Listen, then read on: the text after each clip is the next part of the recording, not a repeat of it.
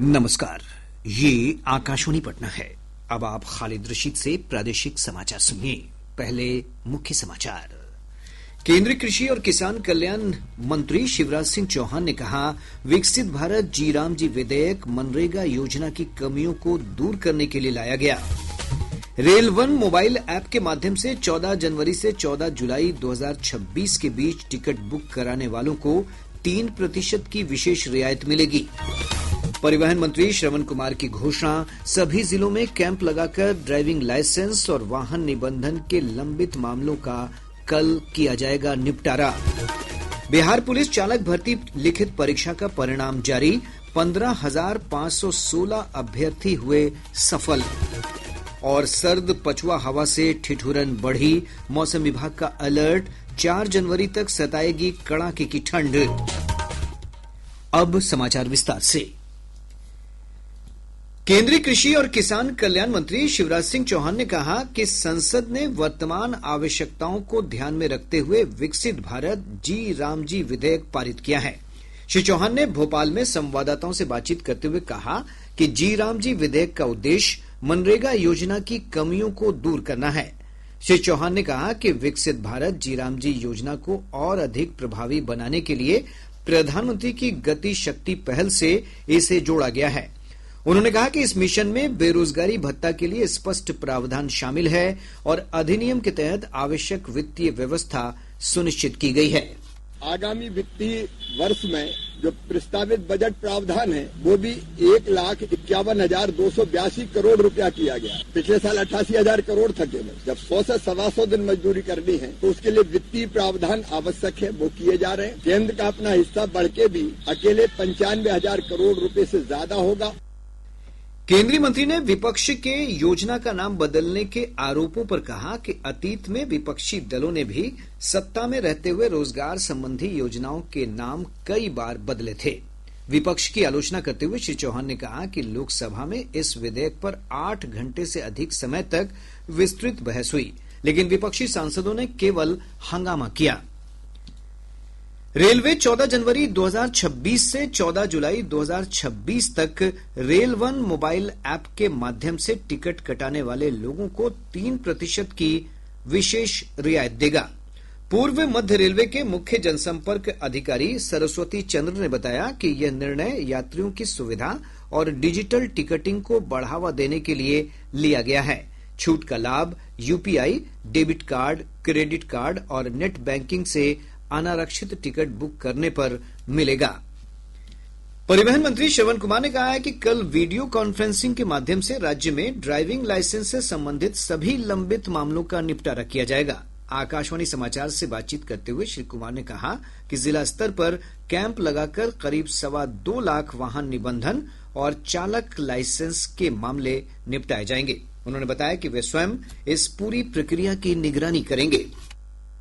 31 तारीख को कैंप लगा करके जितने इस तरह के लाइसेंस लेने वाले हैं, जितने गाड़ियों के निबंधन होने वाले हैं, पेंडिंग है, प्रतीक्षारत है, सबको वीडियो कॉन्फ्रेंसिंग से जिला जिला जोड़ेंगे और मैं खुद वीडियो कॉन्फ्रेंसिंग से जुट करके 2.25 लाख के करीब लगभग जो यहाँ पर प्रतीक्षा सूची में है उस सबको लाइसेंस मिल जाए, सबको उनको गाड़ियों का निबंधन हो जाए। इसके लिए कल 11 बजे से हम लोग कर रहे हैं। उप मुख्यमंत्री सह राजस्व एवं भूमि सुधार मंत्री विजय कुमार सिन्हा ने कहा है कि भूमि सुधार का कार्य राज्य सरकार की प्राथमिकता सूची में शामिल है। उन्होंने कहा कि यह अभियान जारी रहेगा। श्री सिन्हा ने लापरवाह और भ्रष्ट अधिकारियों की ओर संकेत करते हुए कहा कि सभी को स्वस्थ बनना पड़ेगा। सरकार अपनी काम करती है जनता के हित में, किसी के भावना को चोट पहुंचाने का सरकार की नीति नहीं होता है। सरकार की नीयत साफ है, भूमि सुधार को आगे बढ़ाना, जनता के हित में काम करना। सबको स्वस्थ होना होगा, विभाग को स्वस्थ कर देंगे तो सब स्वस्थ हो जाएंगे। उद्योग मंत्री दिलीप जायसवाल ने कहा कि रोहतास में रोपवे के पिलर ढह जाने की घटना बेहद चिंताजनक है। श्री जायसवाल ने कहा कि इसे गंभीरता से लिया गया है। शुरुआती जांच में संवेदक और कुछ अभियंत्रण अधिकारियों की लापरवाही सामने आई है। उन्होंने कहा कि संवेदक को ब्लैकलिस्ट कर दिया गया है और 2 इंजीनियरों के विरुद्ध कार्रवाई की जा रही है।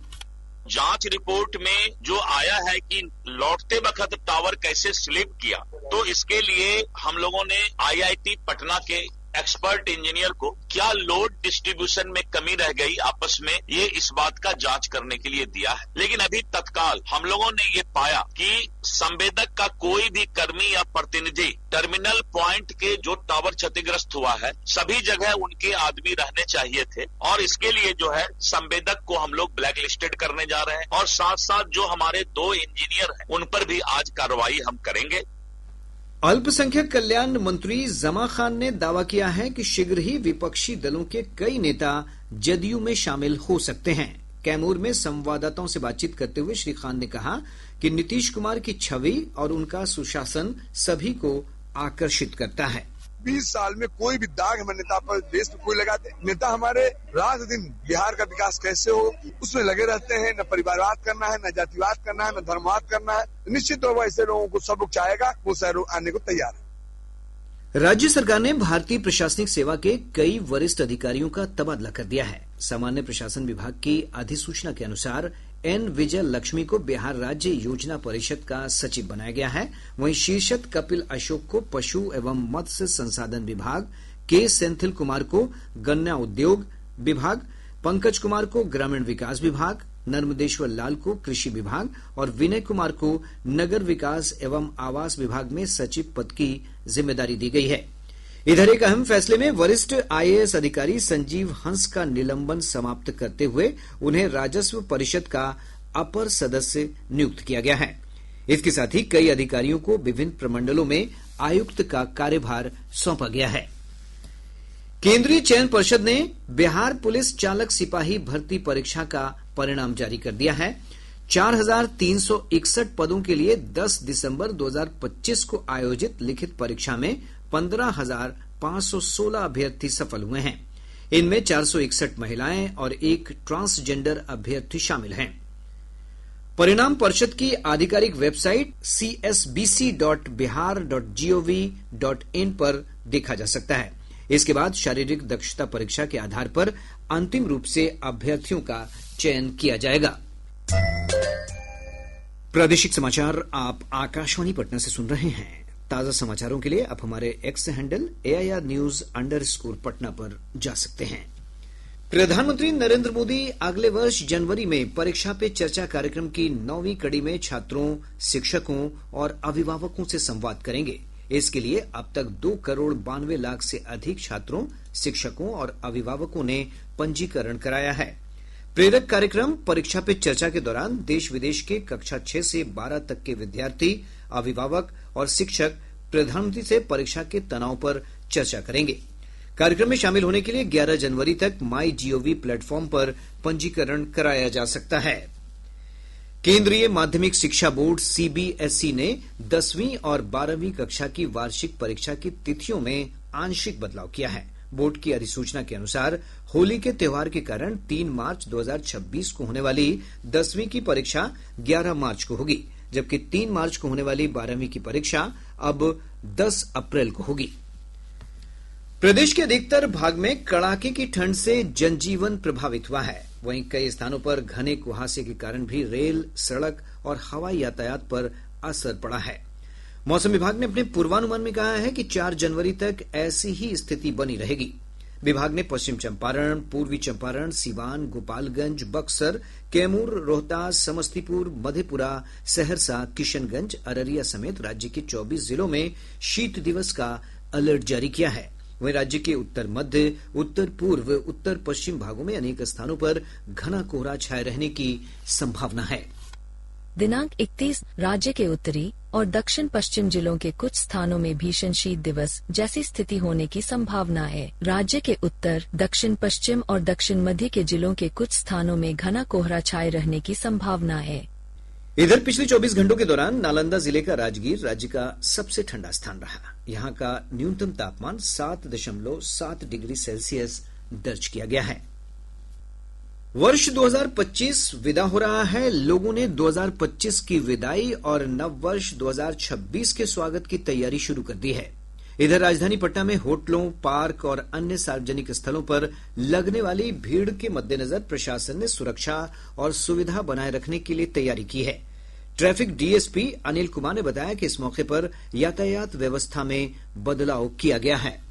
इस बार हम लोग खास करके प्लान बनाए हैं कि जो आईपीएस मोड़ है और जो डुमरा के पास दोनों तरफ से किसी भी तरह के वाहन के आने की अनुमति नहीं है। आप सभी आम नागरिक पैदल जाने की कोशिश करें। गाड़ी आईपीएस मोड़ से सीधे बेली रोड में पश्चिम की दिशा में न ले जाएं और डुमरा चौकी से फिर पूरब की दिशा में बेली रोड में नहीं लाएं। एयरपोर्ट वाले रास्ते का प्रयोग कर सकते हैं। जो मॉल का खास करके एरिया है, जो मॉल के पास जाम की स्थिति उत्पन्न होती है, इस एरिया में भी जो पुलिस लाइन की तरफ से भी है, मोटरसाइकिल तक को भी हम लोग जाने की अनुमति नहीं दे रहे। बाइकर्स पर 33 के रात में भी ट्रैफिक एसपी साहब के द्वारा आदेश दिया गया है। जो विभिन्न पॉइंट हमारे हैं, गंगा पथ पर भी हो गया, डाक बंगला, इनकम टैक्स, बेली रोड में भी है। उन जगहों पर बलों की और पदाधिकारियों की प्रतिनियुक्ति की गई है। वरीय पदाधिकारी के द्वारा भी मॉनिटर किया जाएगा। उन पर जो भी उस तरह के बाइकर्स होंगे उनको हम लोग जब्त करेंगे।